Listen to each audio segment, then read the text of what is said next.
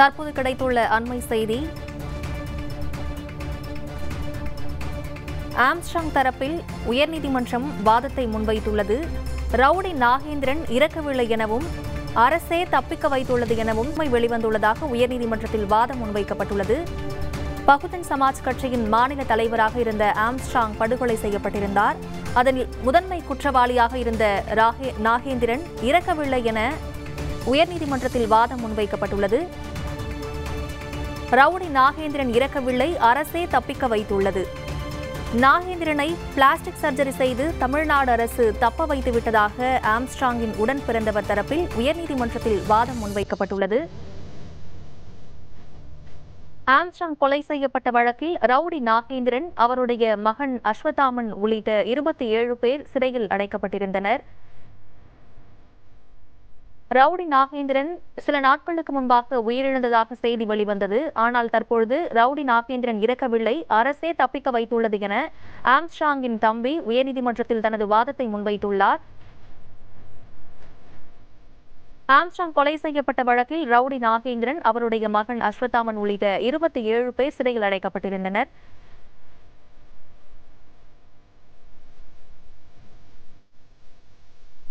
தற்பொழுது ரவுடி நாகேந்திரன் இறக்கவில்லை, அரசே அவரை தப்பிக்க வைத்துள்ளது என ஆம்ஸ்ட்ராங் தரப்பில் உயர்நீதிமன்றத்தில் வாதம் முன்வைக்கப்பட்டுள்ளது.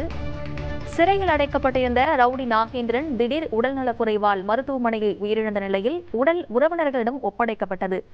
ஆனால் ரவுடி நாகேந்திரன் இறக்கவில்லை என அவரை தப்பிக்க வைத்துள்ளது எனவும் ஆம்ஸ்ட்ராங் தரப்பில் உயர்நீதிமன்றத்தில் வாதம் முன்வைக்கப்பட்டுள்ளது.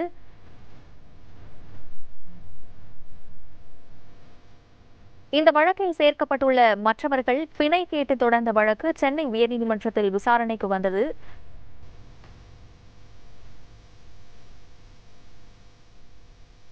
ரவுடி நாகேந்திரன் இறக்கவில்லை, அரசே அவரை தப்பிக்க வைத்துள்ளது என ஆம்ஸ்ட்ராங் தரப்பில் உயர்நீதிமன்றத்தில் வாதம் முன்வைக்கப்பட்டுள்ளது.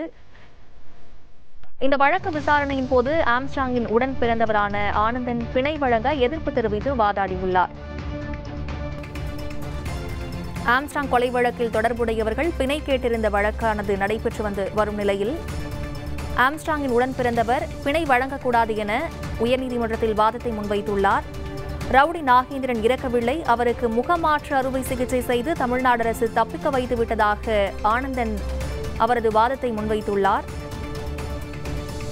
பிணை கோரிய வழக்கின் மீதான தீர்ப்பை வரும் 10 மற்றும் 11ஆம் நாட்களுக்கு தள்ளி வைத்து சென்னை உயர்நீதிமன்றமானது உத்தரவிட்டுள்ளது.